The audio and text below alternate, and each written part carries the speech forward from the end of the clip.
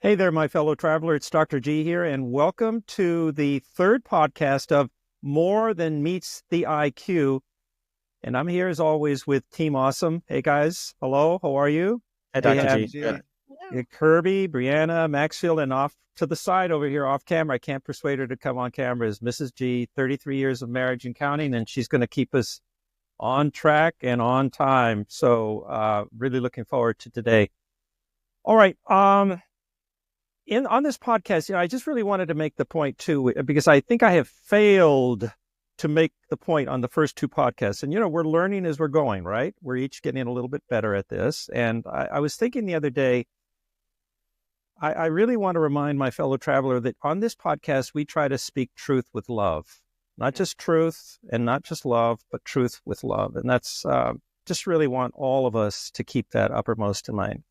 It's really, really important. Having said that, our main topic today is, drumroll please, science. See, that's why I call them Team Awesome. Science, God, and Gen Z. All right, science, God, and Gen Z. And I thought this would be useful because Gen Z is just now, growing into adulthood, and it's really interesting. There's a lot of reading of the tea leaves. What kind of generation is this going to be, and so forth and so on. And among the four of us, we represent different generations, right? I'm a baby boomer, but I have a Gen Z son, and he has a Gen Z girlfriend, and a whole bunch of Gen Z friends. So part of what I'll be contributing to this conversation is what I've heard from him and his friends, just direct anecdotal, but also research. I've done a lot of research. So I'm just going to kick it off a little bit. I'm just going to prime the pump, and then we're going to go, let's go right to Brianna. Okay, Brianna, you're going to be in the hot seat first. But I'm just going to kick it off by saying the definition of Gen Z kind of varies a little bit. Roughly speaking, it's anyone born from like the mid 1990s to the mid teens. So, 1995 to 2015, roughly. Now, the Pew Research Center, which has done a lot of work with Gen Z, they define it more specifically as anyone born 1996 and later up until 2013 or thereabout. Okay, so when I grew up with the space program and the atomic bomb. Those were kind of the defining things in my generation's or early going ages. Gen Z, on the other hand, their defining moment was really COVID. That's the kind of the big difference between my generation, as I see it, as the Gen Z. But here's the thing. Gen Z grew up with science being able to help the lame walk or to the blind to see. I mean, there's all these things like with Neuralink that Elon Musk is doing and so forth and so on. So for Gen Z, science is kind of the miracle worker. Whereas for my generation, baby boomers, it was Jesus. Jesus was the miracle worker. We read about him in the Bible, right? So Gen Z has an enormous amount of respect for science, but there's a limit because of COVID. And they saw how science could really step in it. Science really face planted during the COVID. That's significant. So anyway, I want to just take off on that. As I say, that's just kind of opening salvo just to get us discussing. Brianna, what are your thoughts about science, God, and Gen Z? Yeah, I was kind of thinking kind of on the same line that you were. I'd say the most, as someone who is part of Gen Z, that the most important thing that I see as a theme around, coworkers, friends, is the search for truth, which, I mean, to a certain extent defines, not to say that not all generations care about truth, but I think that that's something that's a very strong theme. And I mean, I know you mentioned earlier on in podcast 1 about the death of conventional, traditional media and news outlets and things like that. Is that, our generation doesn't trust them at all. Like that's not really seen as being terribly reliable. And I notice a lot of what, even just in regular conversations, you'll hear people say like, oh, well, that's just a social construct or such and such a social construct. And so there's a real search for absolute truth, which I think is very interesting. And I think kind of the main source of that we tend to look at is science, because it's, at least it is not perfect, that's for sure. But it's also seen as like, well, it's looking for direct observable facts, right? And that's kind of, yeah, and that's kind of seen as, well, that's really the only way to get there. Philosophy is kind of like, okay, like that's gonna be helpful, but there's bias, right? And I think that's like the big thing, is that to a certain extent, of course, we know in science there is certainly bias, and that can get us into trouble. But I think a lot of times that's kind of the themes I see, is that it's the search for truth, and that science is seen as one of the very few reliable ways of at least finding that. So that's kind of my take. And by the way, Maxfield and Kirby, just feel free to jump in anytime, right? I agree with you. When I go around college campuses and talking to Gen Z students, I witness that search for truth. They line up, even after my speech, they'll line up and keep me there well past midnight with their questions. Kirby, did you have a question? Or I was adjusting my earpiece, but I affirm what you're saying. Like when you're at an auction, right? You better be careful you're bidding on something. If you raise your be careful. But how do you, Brianna, how do you react when you hear your Gen Z peers kind of expressing skepticism about science, given that you're a young scientist? It kind of depends on the audience. I mean, obviously I'm surrounded mostly by, peers in academia. So that's kind of what I'm around. But like, for instance, like at church, I see a lot more skepticism towards science in that regard, almost to a negative extreme. I feel like there's like a happy medium in the middle.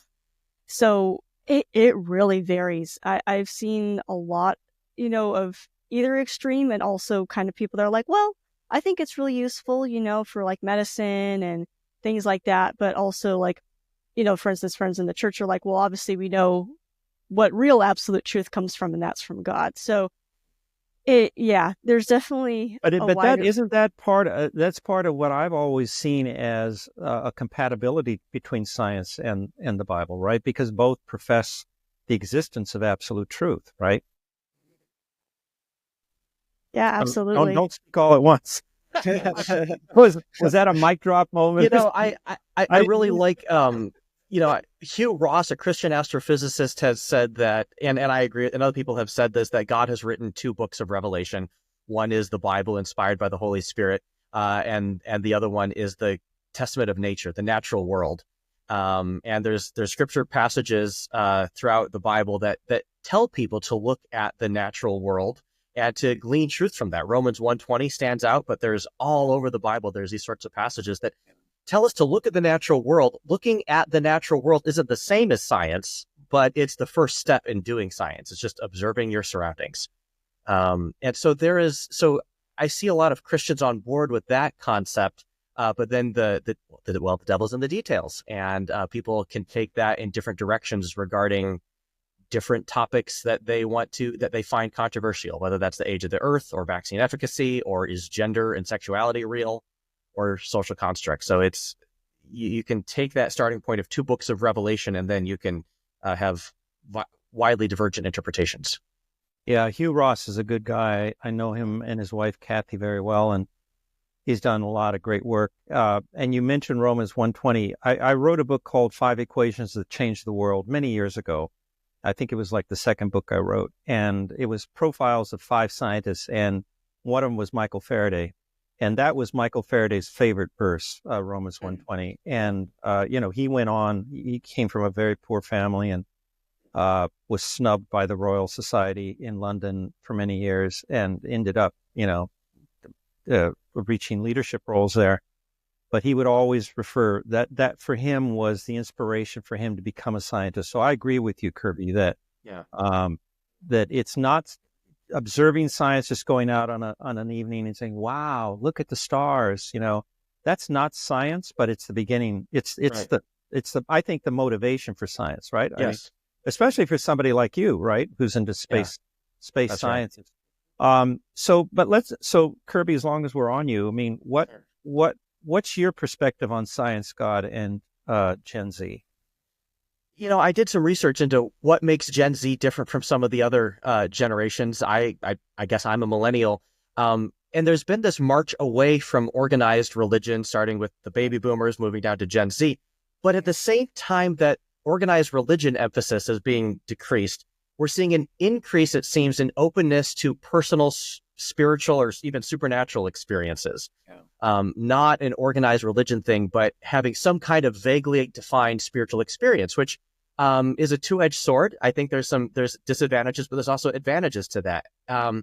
And I'm seeing a big rise of people being interested in space, almost for its spiritual or religious effect on people. There's space philosopher Frank White has coined this term, the overview effect, which is what astronauts experience when they see Earth laid out before them, beneath them as they're in space.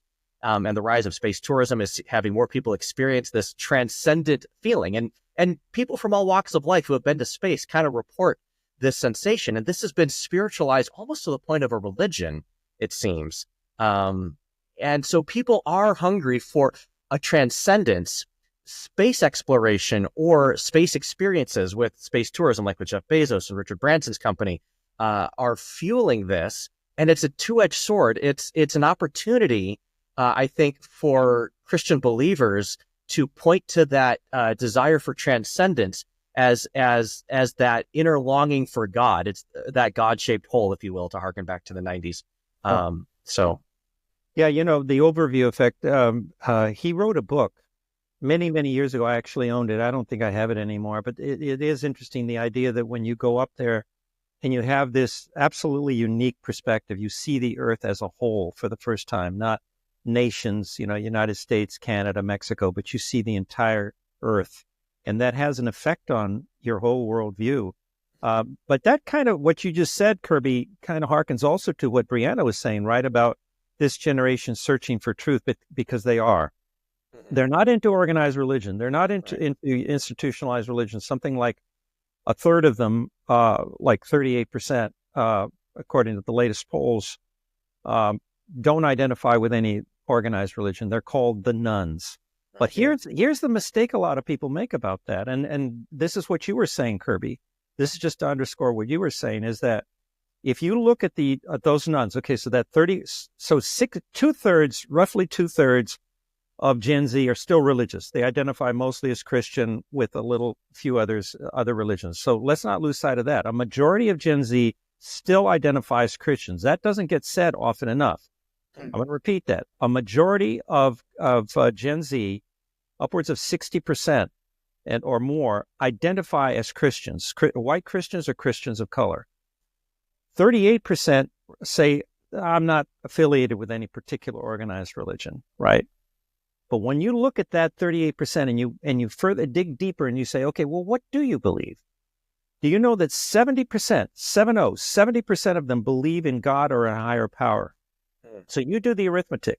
You have 2/3 already over here who are saying they are religious. And then you have 70% of the 1/3 that believe in God or a higher power. Do the arithmetic. I think it comes to pretty close to 90% of Gen Z believe in God or a higher power. That's pretty significant. And I do think that those who say they don't believe in the God of the Bible but of a higher power are included in that group you're saying. And you see it, Kirby, with people who are signing up to do this whole zero-G thing that you do, which I think is fascinating. I want to talk to you more about that on some other podcast. But I find that really, and you're up to something really interesting this month. I see all your stuff, and I want to sign up. But they are looking for God in space. They're looking for God in the awe and wonder of nature. Yeah.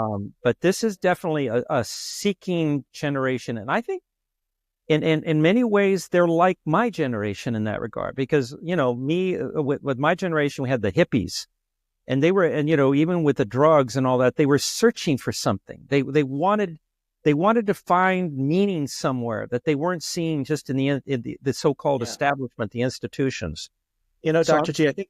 Oh, go ahead, please. Well, I think this might be a good time to jump in. We've what you're talking about, and we've already mentioned Romans 1:20 in passing, but I want to share what that is, and it speaks to the search for transcendence. But Romans 1:20, and I'm quoting from memory, is what may be known about God, that is his eternal power and divine nature, has been clearly revealed, being known through what has been made, so that people are without excuse. That last sentence is the key, so that no one is without excuse. Right. You can say, well, I never read the Bible. No, but you can walk anywhere you are. You could be in New Guinea somewhere. Look up at the night sky and you will see God revealed in the heavens. But there's just this intuition as we search for the transcendent that's hinted at in the natural world, that when we observe the natural world, that's the first step getting into science. And it's interesting that I hadn't thought about this before, but that's like the first step of the scientific method. Make an observation. That's Romans 1:20, and it's going to point you to God. Oh, I love that. You should patent that idea. That's a good... No, absolutely true. Maxfield, you're uncommonly... I mean, come on now. You got to contribute here. I'm going to have to jettison... you're on an ejection seat with a little push of the button here. Boop, there goes back to... No, just kidding. So what are you've been listening, and what are your thoughts about what you've been hearing? Yeah, I think for me, I just feel like, I don't know. I only have my experience of Gen Z, and I don't want to overgeneralize. And I've experienced Gen Z in a lot of different contexts. I served as a volunteer high school youth leader.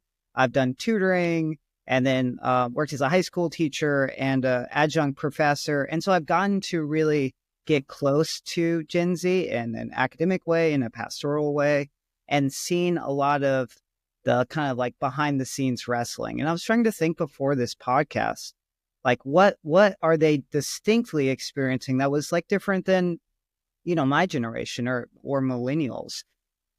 And I just saw that a lot of them put their faith in science. That was kind of what they saw as their source of truth.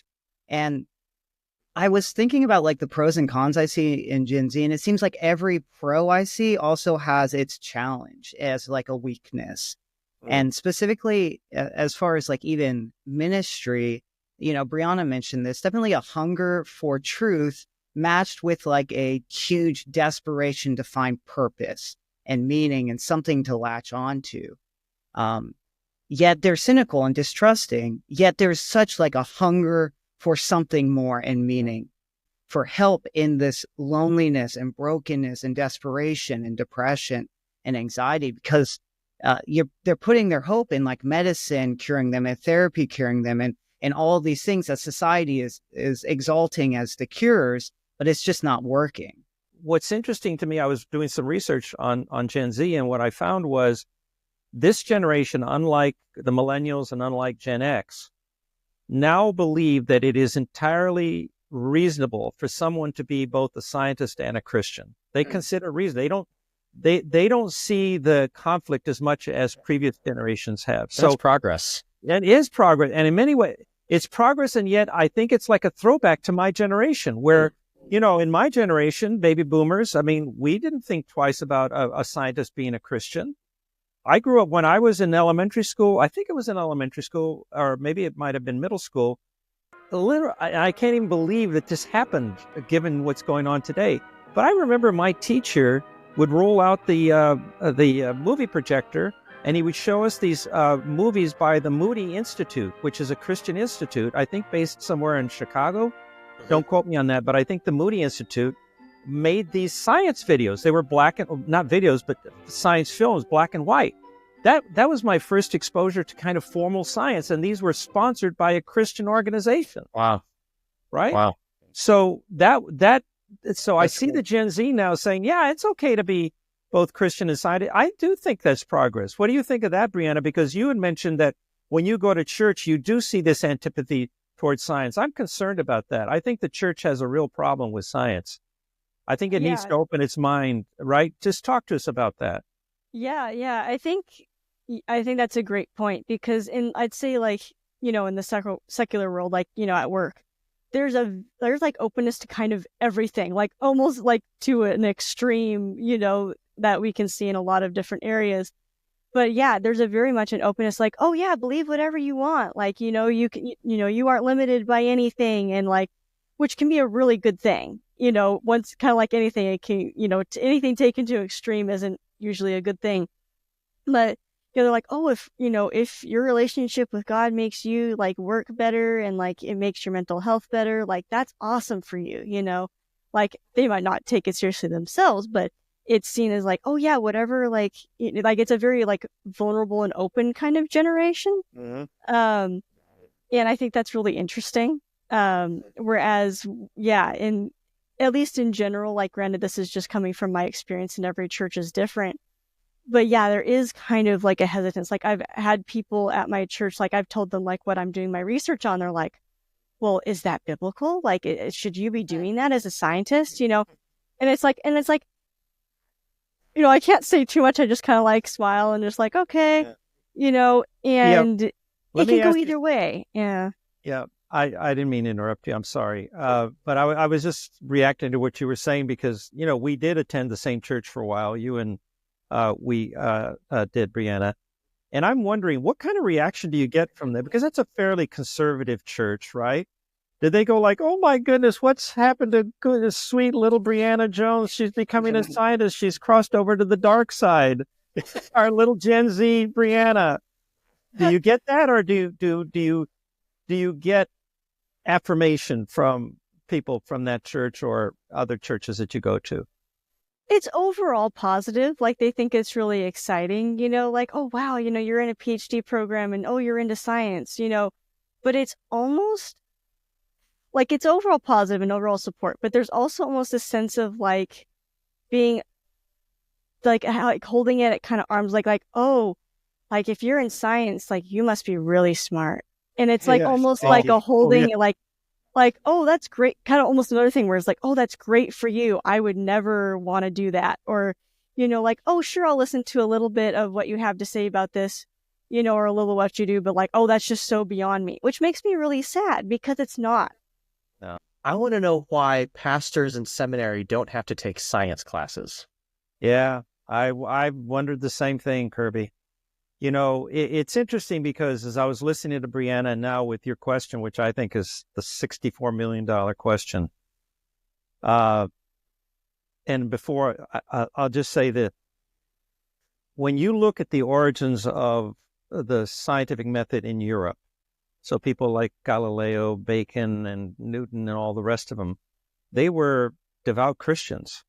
And somewhere along the line, people today have been brainwashed into thinking that science is the enemy, that science is out to get God, science is out to make God obsolete. And I think that's why you get the reaction you do from church people, because it's been drummed into their head. No, science is all about getting rid of God. It's all about, discrediting the Bible. And all of us on this podcast know that that's simply not true, because as I mentioned about Michael Faraday, he was a Christian. He became the first professional scientist. And it's, how do we take that back? And that goes to your question. Do we start with, and I know the Templeton Foundation does have a program, and I don't know how widespread it is, to try to bring science into the curriculum for pastors and ministers, right? Do you know much about that, Kirby? I know that program exists. It's called Science in the Church.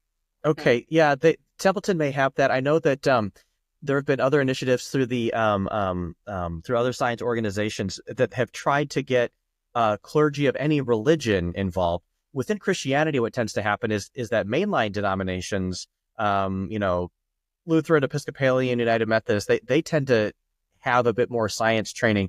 But the more conservative denominations, evangelical or fundamentalist or Bible churches, independent Bible churches, what have you, it's those denominations that could really stand to have, I think, more science education in their churches and for their seminarians to get more of that science training. Unfortunately, I think the kind of person it takes to be a pastor, they're typically interested in the humanities and they want to work with people, which is great. But if more people with an interest in science and the technical workings and what Catholic brother Guy Consolmagno broadly calls techies, what he calls techies, if more of those types of people went into ministry, we might have a healthier conversation about science and Christian faith in the church. And you mentioned Guy. I know Guy. I interviewed him when I was at ABC News, and he's the director of the Vatican Observatory. I find Catholics have a much more peaceful relationship with science than other denominations or It's other. their penance for the Galileo debacle. Yeah, probably. It probably, and we should do something on Galileo because funny. people misunderstood about that.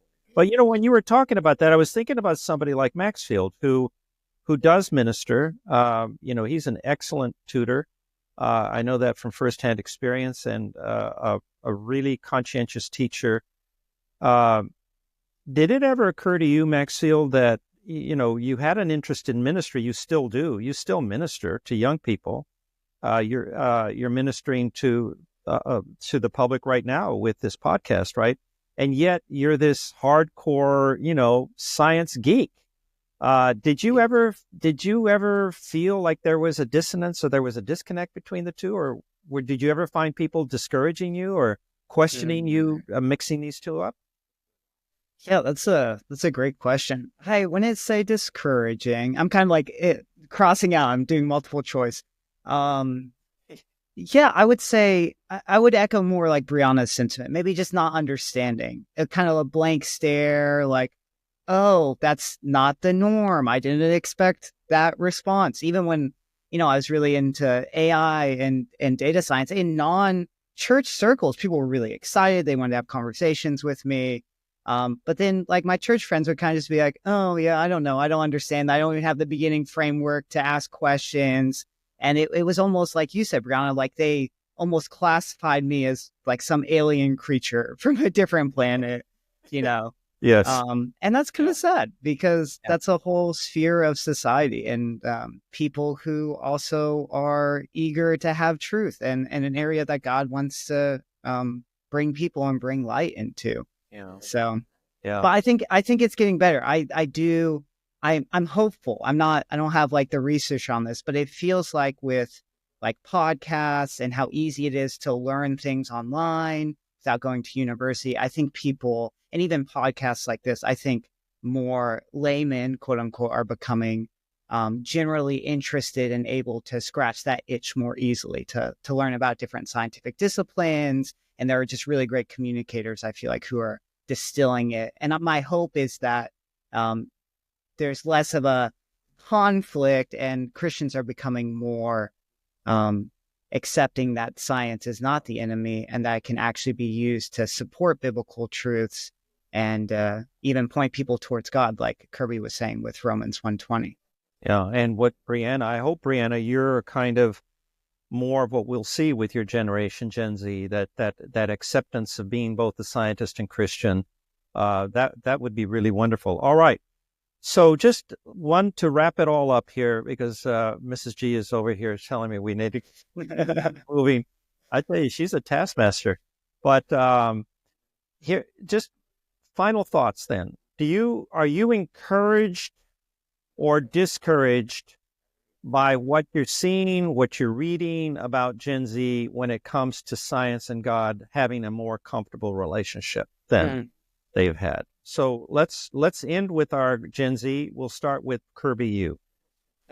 I think I feel largely encouraged with the trajectory. Of course, with the Holy Spirit in charge, I'm always encouraged. But do you guys remember the new atheists from 15 years ago or so? Wow. Like the Richard Dawkins? I think we're finally coming off of their popularity wave. Yep. Sure. A lot of atheists have been embarrassed on behalf of those atheists. And people are seeing that, okay, those arguments against Christianity really didn't hold merit, didn't hold water. And so with the new atheists becoming old, and with the direction that I sense the Holy Spirit is leading the church and leading society, really, I feel largely encouraged with a new generation of scientifically literate Christians, I'll say. Lovely. Maxfield? Yeah, I'm going to answer it slightly from a different angle. I went out to lunch with 3 kind of mid-Gen Z-ers at my church a couple weeks ago. They were 20, 21, and 22. One of them just got back from a missions trip. Another one did kind of missions work. But what was really contagious to me is they just had a fire for Jesus. It was very convicting. Oh. And humbling because they're a decade younger than me and I'm supposed to be like older and wiser, but they were really wrestling through the truths of the scripture, belief in Jesus, life in the Spirit. and really trying to lay down their lives for Jesus, to follow him and to be ministers of the gospel. And that sort of fire, I see Gen Z as very like justice, like cause focused, revolutionary. And it's so amazing. Like we've seen that be fought and gone in a negative direction, but I think it's too rarely focused that there are Gen Zs that are catching with that same fire, catching the truth of the gospel and really running with it and zealous for the good news and zealous for the kingdom. And it's humbling and it's convicting to me. It reminded me of 1 Timothy 4:12. Like, don't let anyone look down on you for your youth, but set an example in speech and faith and conduct. I'm poorly paraphrasing, but I think there's a real, I don't want to use this to a remnant rising up within Gen Z that is just so pure and beautiful. That's beautiful, Mac. Well, you know, Asbury in 2023, that whole Asbury University revival in Kentucky lasted for 2 weeks. That was phenomenal. I mean, where kids were just, woo, woo, talk about being on fire, and they were all Gen Zs.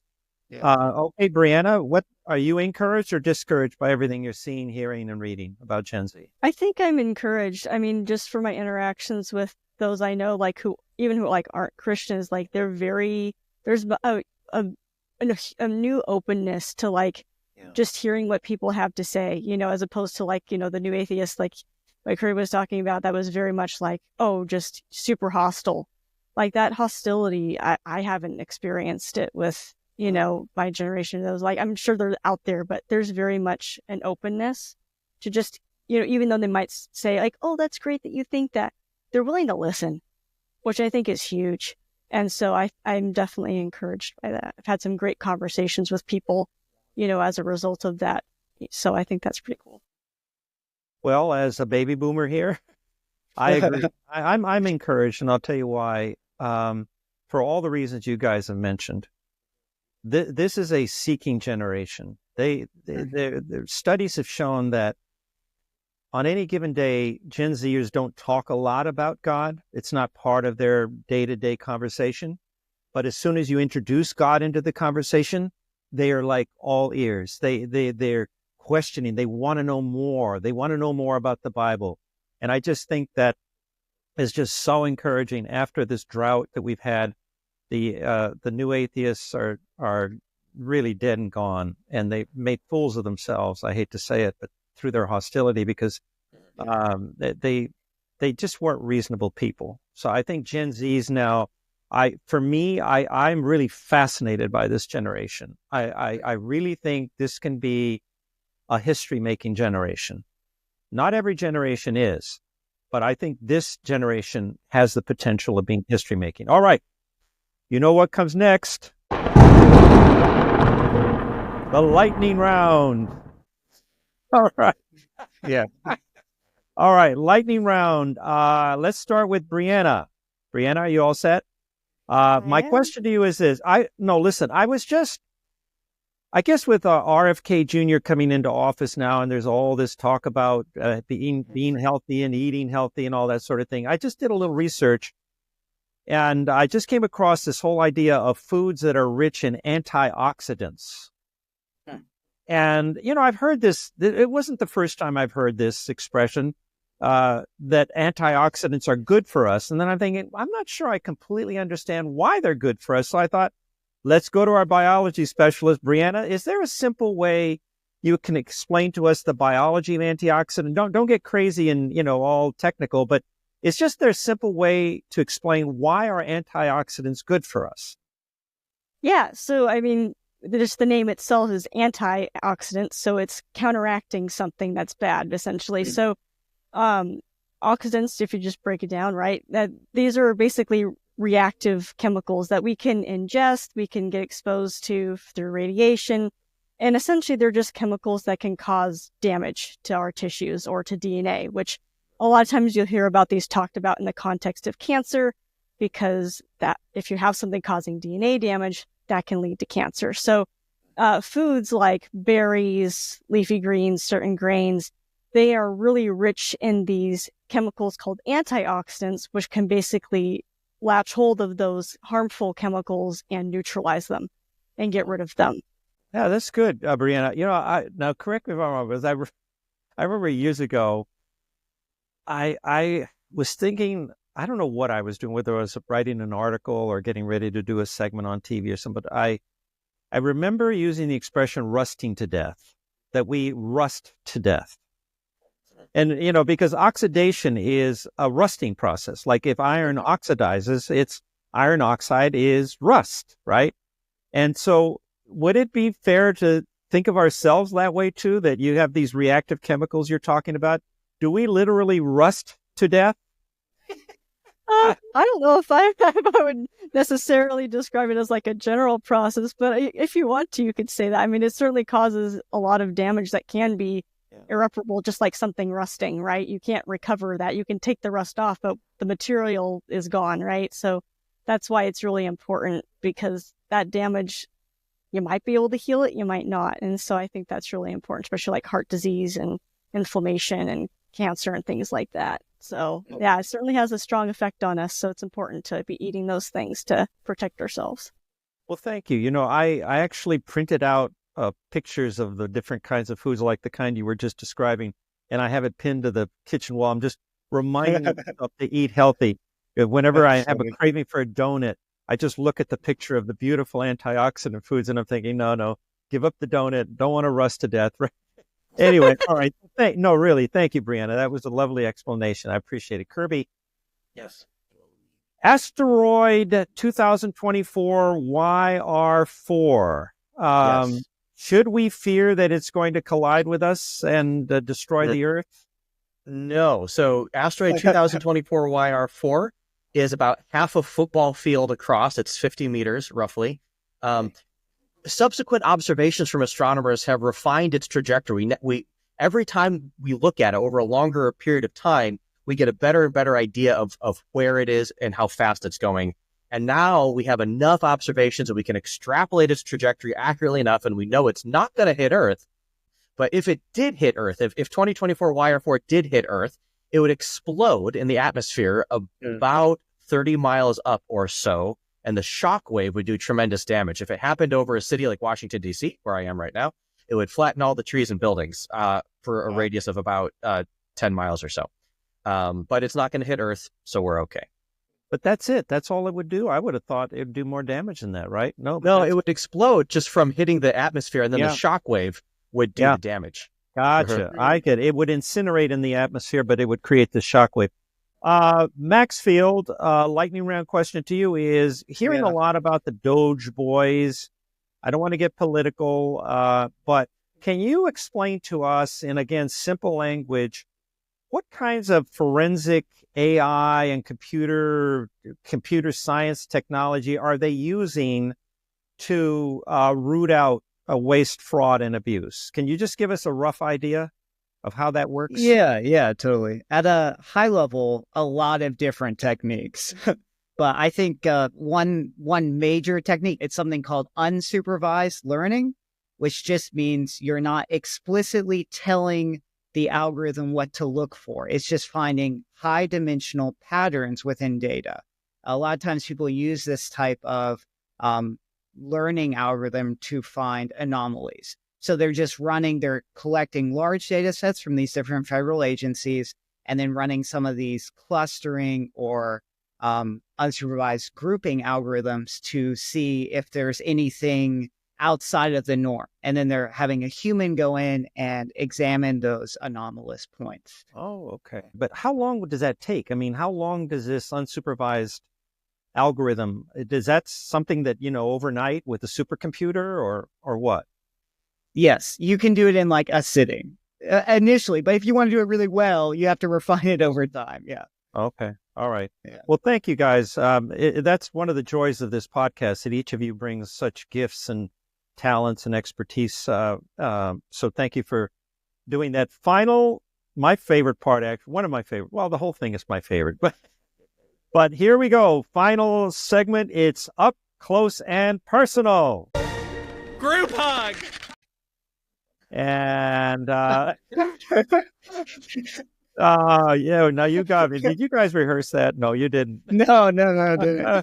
Good. Hey, let's let's start with let's start with Maxfield. Let's start with you. Last time it was the saxophone. What's happening in your life that you want to share with us? I think so. I was thinking about that this week. I'm like, what do I want to share? And I caught up with an old friend a week and a half ago that was a close friend in high school, and we had kind of drifted apart, and we reconnected and talked for like 3.5 hours. And for me, it was just really fun. Just like how God weaves people in and out, and like the storyline of friendships, and I just felt really humbled in like the possibilities of connection, and really grateful that God had, gave me that opportunity to reconnect. Amen. It's one of the things these Gen Z kids are missing, that personal connection. They are used to connecting socially, virtually, but man, sit down with 3-4 hours, catch up with an old friend. I think that's awesome. I feel your joy, Maxfield. Yeah. Fantastic. Brianna, what's happened in your life since we last spoke to you that you want to share with us? A thought? It can be a thought, an event, whatever. Well, I got to have a lab game night on Saturday, so that was a lot of fun. I had all of my lab mates over, and we haven't done that in like years. So there's a lot of new people that have come into the lab, people who have left and stuff. So it was nice to be able to just kind of connect with everybody and just be, a morale boost as we're in the thick of it and trying to make it through the rest of the quarter. So it was a great time with everybody and stuff. So what did you call it? A lab game night, or? Yeah, lab game night. Yeah, we played. So what is it? What does that consist of? We played a board game called Settlers of Catan. Oh yeah, which was a lot of fun. So we had 8 people, so everybody just got into pairs, and then that lasted couple hours, and then we went out to dinner. So that was a lot of fun. The cement friendships. That's wonderful. Well, Kirby, what about you? What has happened to you in your personal life? Any event or thought that you want to share with us? Yeah, so my fiance and I will be jointly teaching Muggle studies at the Hogwarts School of Witchcraft and Wizardry, but we're also putting a multi-million galleon offer on the castle itself. The goblins at Gringotts Bank gave us a very unbeatable interest rate. And but so a week ago we were at Universal Studios Hollywood on vacation and went to Harry Potter World. So that was a lot of fun. But wait, did you put an offer on a castle? Was that sarcasm? Maybe a tinge. Okay. I just wanted to make sure. But you would, if you had a chance, Kirby, you would, right? You and your fiance Sure, would do it. yeah. Who doesn't love a castle? Well, thank you so much, guys. And I just really want to express my gratitude to each of you for being so generous with your time, but also with your talents. And I know my fellow traveler who's listening right now has been blessed, because I know I have been blessed. I just love learning from you guys. You're awesome. I want to thank my wife. Thank you, Mrs. G, for being here. And you, my fellow traveler, as I always say, do your homework. Ask tough questions, demand honest answers. Now more than ever, there's just so much misinformation, like we were talking Gen Zs, wondering who they can trust. Is there truth? Who can I count on to tell me the truth? I hope this podcast continues to be a source of truth. So do your homework, ask tough questions, demand honest answers. And as I always say, I love God, I love science, and I also love you, my fellow traveler. See you next time.